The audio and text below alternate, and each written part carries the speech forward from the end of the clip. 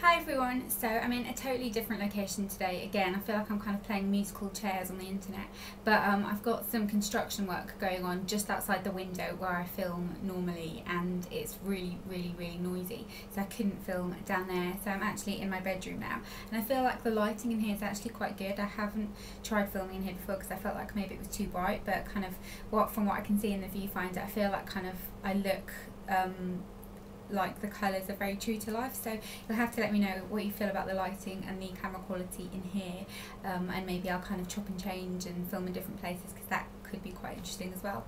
But today's video is going to be something a little bit different, and I mentioned a couple of times in kind of ask for you videos and that about living with a significant other, and so many of you asked me to kind of do a more in-depth video about that subject and to kind of talk about it more. And I kind of didn't want to at first because I feel like it is quite personal, but then at the same time I think it is something that a lot of people could benefit from, and it's very useful to know. And obviously, you know, I make beauty videos, but I do kind of do body image, lifestyle, that kind of thing, and this is kind of like a relevant topic for me, and obviously for many of you girls out there who are living with your significant others.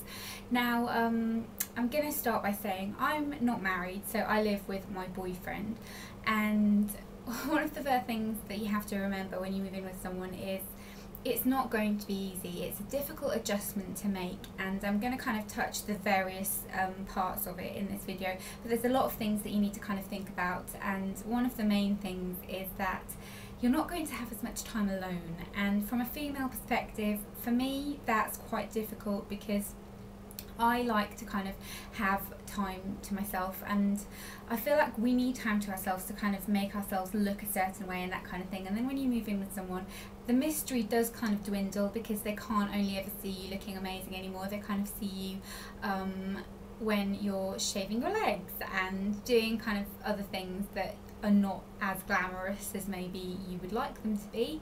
And it's something that I think can be quite not a passion killer in a relationship, but it does change the dynamics in a relationship, both in a good way and in a bad way.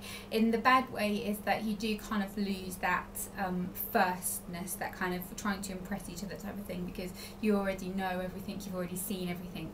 But it's also nice because it's a very intimate feeling, and kind of from personal experience, it's one of my favourite parts of my day is when I go to bed at night and we just kind of chat before bed. We'll just kind of lie in bed and talk about how our day's been, or talk about whatever it is, but it's just very quiet and intimate and lovely. And that's something that I think is really nice when you live with someone. You get to experience that part of it as well, which is really nice. Another thing that people wanted me to discuss was the finances of living with someone. So obviously when you live with someone, it's kind of custom to sort of decide that you're going to split the bills. So you split the rent and the bills and everything like that. In theory, I don't think that always works. I find that what we tend to do is we tend to kind of allocate money from one of us, it doesn't really matter which one, for rent and bills, and then use the other person's money for things like food shopping, going out, petrol, that kind of thing. So that's what we tend to kind of do, and it works for us. But I think it's something that you need to definitely talk about. And if you're someone that doesn't like kind of sharing money, and you very much like to have, you know, like my money, his money, then do talk about that and do see where that's going to lead, because it can be quite difficult, and kind of finances in a relationship can kind of be the death of your relationship as well if you don't really talk about it, because a lot of people can have real problems with it. We tend to, as I said, do that, but I definitely think that it's important to kind of have financial independence as well. So having a joint bank account, I don't think is the best idea. Obviously everything I'm saying is like just my opinions, and if you don't agree and if it's not something that you would do, that's totally fine, you know, like there's no offence meant. But we, as I said, don't have joint bank accounts. I think that kind of can lead to a little bit of a tricky situation sometimes, and I've just heard too many bad stories about it. So having your own financial independence is very important. A lot of people ask me if my boyfriend minds the amount of clothes and makeup and products and that kind of thing that I have, and does he get cross when I buy things and that sort of thing. And it's something that I've experienced with a lot of my friends as well. A lot of their partners don't like them buying things and will kind of moan every time they go shopping and that kind of thing. I've never really had a problem with that. I think maybe I'm just quite lucky in that he doesn't mind. He never ever complains about the amount of clothes, the amount of makeup or anything like that I have, but I think it's partly because he knows that it's kind of my thing and it's what I love, it's what I do, and he just kind of accepts it, and I don't think he's ever minded. He never ever moans about me about shopping, because I don't kind of shop crazy all the time or irresponsibly, and if anything I moan more about him shopping than he moans about me, but I think that's just kind of depends on your personalities, I suppose. But it's important to, as I said, kind of establish what boundaries you're going to have when it comes to spending, and maybe kind of budget and decide what you're going to have a month that's going to be kind of your spending money, and then try and not deviate from that, because it isn't fair if, you know, like you're moaning at them for spending things and then you come home with bags from Topshop every other night. It's not fair. It is definitely something that you need to kind of work at. So that's in terms of the financial things. In terms of housework, this is a very, very interesting thing. I'm going to hold my hands up and say I have not found the kind of perfect solution when it comes to housework. I do the majority of the housework. And to be honest, it's partly because I do it better.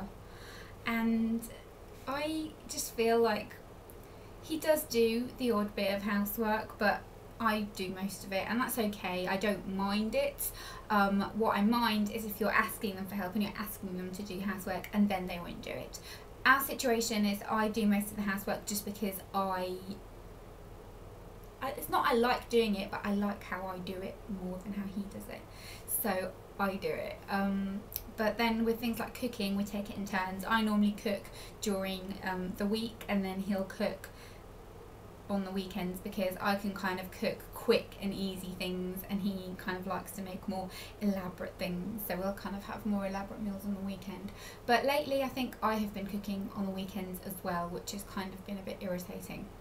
So you do need to kind of establish those types of things, and make sure, if you're someone that's not prepared to do the housework, you make sure that you make that very clear and don't let them get away with it. I always look at it in the way of Peter Pan. I always say to him that I think a lot of men, what happens is they've grown up with their mums doing all their stuff for them. So their mums make their beds. Like my brother's nearly 18 years old and he didn't know that my mum made his bed. She said to him, "Don't you ever notice that your sheets have been changed?" And he was like, "Do they need changing?" Sometimes they just don't get that, because a lot of the time with mums, if they have sons, they tend to kind of spoil them a bit more and they'll do everything for them.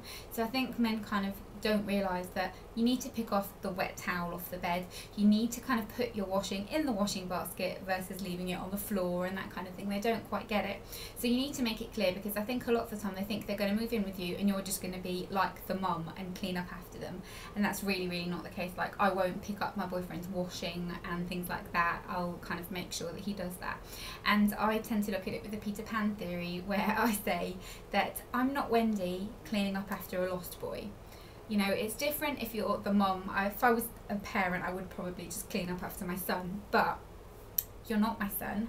I'm not, you know, sweet and kind Wendy that's going to clean up after the lost boys. I'm not a mum. Don't treat me like I'm the mum that needs to clear up after you, kind of thing.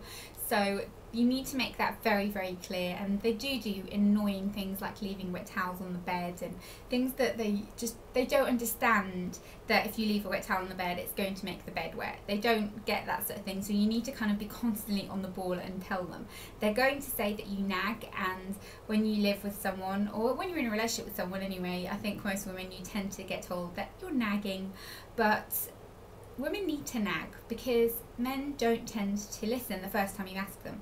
And then you ask them again and they say yes. And then you ask them again and they still don't do what you've asked. So you have to ask again and again and again and again. And it means you're nagging. But eventually they'll do it, and they won't kind of do it if they won't do it voluntarily without you nagging, then I think you do have to sometimes just nag them to do things. And don't kind of get too offended if they tell you that you're a nag, because it's their fault that you're a nag, in my opinion anyway. So that's kind of housework, finances. What else?